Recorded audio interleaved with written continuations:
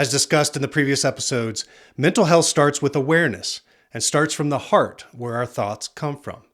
And the daily battle for having a healthy heart and mind comes with intentionality, establishing practices for maintaining health, and building in routines and good decisions that keep us healthy. And one of those routines is being active. You could say exercise, but there's times exercise can be interpreted the wrong way.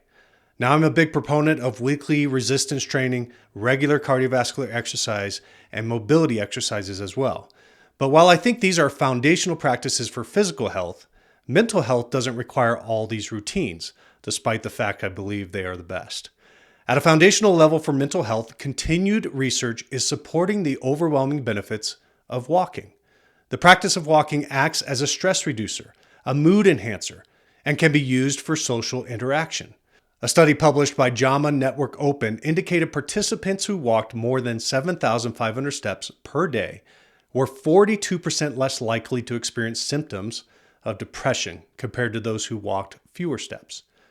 And while I'm not citing a study on this, what I've read and listened to from experts, they all emphasize walking in nature as the best practice for your mental health. Walking in nature has a therapeutic quality that I believe is from God. The well-known passage, Psalm 23, 2-3 says, "He makes me lie down in green pastures. He leads me beside quiet waters. He refreshes my soul." And when we read about Jesus' life on earth, over and over again, you see him retreating to the wilderness, praying in the garden and mountaintops, spending time along the Sea of Galilee and on the water, and referencing nature for many of his teachings. The unfortunate truth in today's world is both walking and being in nature are not always easy to do. In biblical times and all the way up until the Industrial Revolution, walking and being in nature were a regular part of a person's day and was almost unavoidable. But now we don't need to walk much, and being in nature for those who live in a metropolitan area can require intentionality.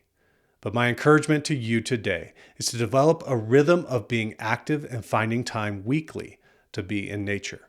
And I would argue we don't need scientific studies to recognize this value. We see it in the Bible, and we can recognize its benefits just by doing it.